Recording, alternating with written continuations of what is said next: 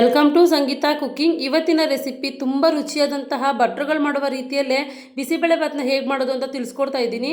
ತುಂಬ easy recipe, beginners ಕೂಡ ತುಂಬ ಈಸಿಯಾಗಿ ಮಾಡ್ಕೋಬೋದು. ಪರ್ಫೆಕ್ಟ್ ಆದಂಥ ಮೆಜರ್ಮೆಂಟ್ನ ತಿಳಿಸಿದ್ದೀನಿ.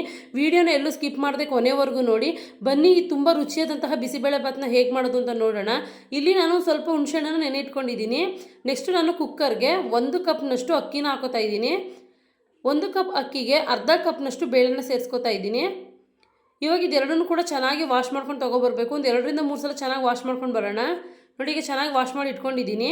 ಇವಾಗ ಇದಕ್ಕೆ ನಾನು ಒಂದು ಸ್ವಲ್ಪ ಕಡಲೆ ಬೀಜನ ಸೇರಿಸ್ಕೊತಾ ಇದ್ದೀನಿ, ಒಂದು 2 ಸ್ಪೂನ್ನಷ್ಟು. ಹಾಗೆ ಮೀಡಿಯಮ್ ಸೈಜ್ 2 ಟೊಮೊಟೊನೂ ಕೂಡ ಸೇರಿಸ್ಕೊತಾ ಇದ್ದೀನಿ.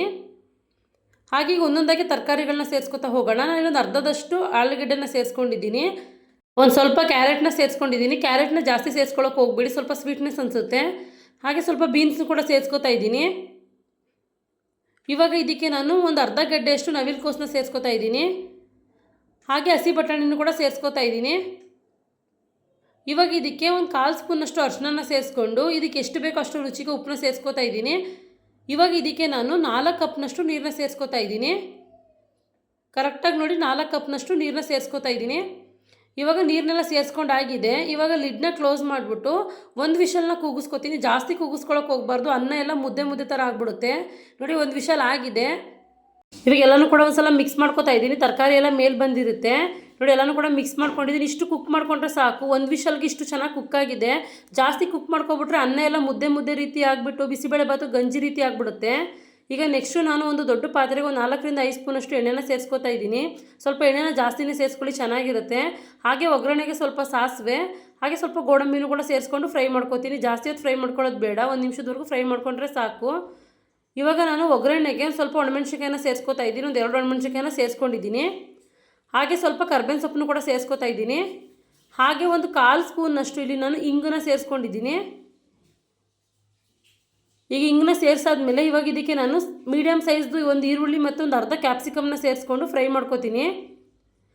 ಈರುಳ್ಳಿ ಮತ್ತು ಕ್ಯಾಪ್ಸಿಕಮ್ನ ಜಾಸ್ತಿ ಫ್ರೈ ಮಾಡ್ಕೊಳ್ಳೋ ಅವಶ್ಯಕತೆ ಇಲ್ಲ. ಸ್ವಲ್ಪ ಹೊತ್ತು ಒಂದು 2 ನಿಮಿಷದವರೆಗೂ ಫ್ರೈ ಮಾಡಿಕೊಂಡ್ರೆ ಸಾಕು. ಇವಾಗ ಇದನ್ನು ಮೀಡಿಯಮ್ ಫ್ಲೇಮಲ್ಲಿ ಇಟ್ಕೊಂಡೆ ಫ್ರೈ ಮಾಡ್ಕೊತಾ ಇದ್ದೀನಿ. ನೋಡಿ, ಈಗ ಒಂದು 2 ನಿಮಿಷ ಆಗ್ತಾ ಬರ್ತಾ ಇದೆ. ಸಾಕು ಇಷ್ಟು ಫ್ರೈ ಮಾಡಿಕೊಂಡ್ರೆ. ಇವಾಗ ಇದಕ್ಕೆ ನಾನು ಉದ್ದುದ್ದವಾಗಿ ಕಟ್ ಮಾಡಿ ಇಟ್ಕೊಂಡಂಥ ಕಾಯಿನ ಸೇರಿಸ್ಕೊತಾ ಇದ್ದೀನಿ. ಕಾಯಿನ ಸೇರಿಸ್ಕೊಳ್ಳೋದ್ರಿಂದ ಮಧ್ಯದಲ್ಲಿ ಕಾಯಿ ಸಿಗೋದ್ರಿಂದ ತುಂಬ ರುಚಿಯಾಗಿರುತ್ತೆ. ಕೊಬ್ಬರಿ ಕೂಡ ಸೇರಿಸ್ಕೋಬೋದು.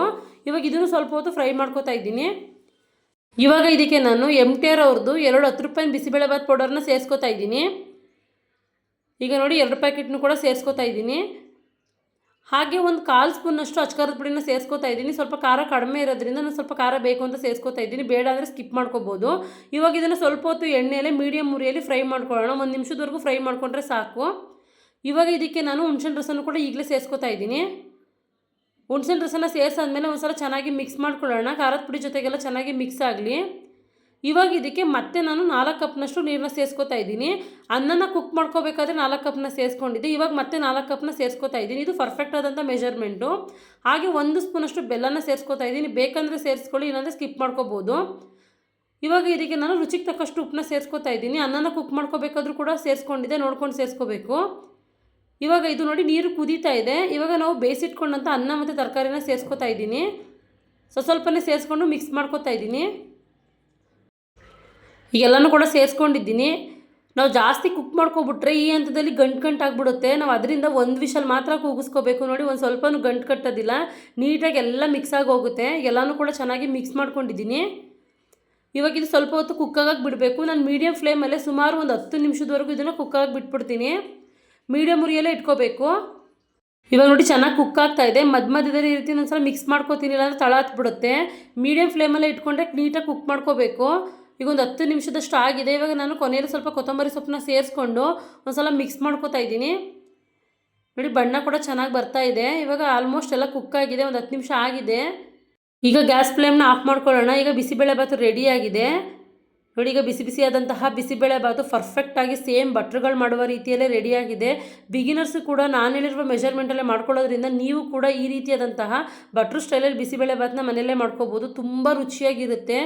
ನಾನು ತೋರಿಸ್ಕೊಟ್ಟಿರುವಂಥ ಮೆಜರ್ಮೆಂಟಲ್ಲಿ ಸುಮಾರು 4 ರಿಂದ 5 ಜನ ದೊಡ್ಡವರು ಹೊಟ್ಟೆ ತುಂಬ ತಿನ್ಬೋದು, ಅಷ್ಟು ಕ್ವಾಂಟಿಟಿಯಲ್ಲಿ ಆಗಿದೆ. ಇವಾಗ ಇದನ್ನು ಸರ್ವ್ ಮಾಡ್ಕೋತಾ ಇದ್ದೀನಿ. ಬಿಸಿ ಬಿಸಿಯಾದಂಥ ಬಿಸಿಬೇಳೆ ಭಾತ್ ಮೇಲೆ 1 ಸ್ಪೂನ್ ತುಪ್ಪನ ಸೇರಿಸ್ಕೊಂಡು, ಹಾಗೆ ಮೇಲ್ಗಡೆ ಸ್ವಲ್ಪ ಬೂಂದಿ ಖಾರನ ಸೇರಿಸ್ಕೊಂಡು ತಿನ್ನೋದ್ರಿಂದ ತುಂಬ ರುಚಿಯಾಗಿರುತ್ತೆ. ನೋಡಿ, ಈಗ ಇದು ರೆಡಿಯಾಗಿದೆ. ಇವಾಗ ನೋಡಿ ಕರ್ನಾಟಕ ಸ್ಪೆಷಲ್ ಬಿಸಿ ಬಿಸಿಯಾದಂತಹ ಬಟ್ರ್ ಸ್ಟೈಲಲ್ಲಿ ಬಿಸಿಬೇಳೆಬಾತು ರೆಡಿಯಾಗಿದ್ದೆ. ತುಂಬ ರುಚಿಯಾಗಿ ಬರುತ್ತೆ. ಒಂದ್ಸಲ ಟ್ರೈ ಮಾಡಿದ್ರೆ ನೀವೇ ಹೇಳ್ತೀರಾ ಸೂಪರಾಗಿತ್ತು ಅಂತ. ಒಂದ್ಸಲ ಟ್ರೈ ಮಾಡೋದನ್ನ ಮರಿಬೇಡಿ. ಟ್ರೈ ಮಾಡಿ ಹೇಗೆ ಬಂತು ಅಂತ ಕಮೆಂಟ್ ಮಾಡಿ. ಪ್ಲೀಸ್ ನನ್ನ ಚಾನಲ್ನ ಲೈಕ್ ಮಾಡಿ, ಶೇರ್ ಮಾಡಿ, ಸಬ್ಸ್ಕ್ರೈಬ್ ಮಾಡಿ. Thank you for watching.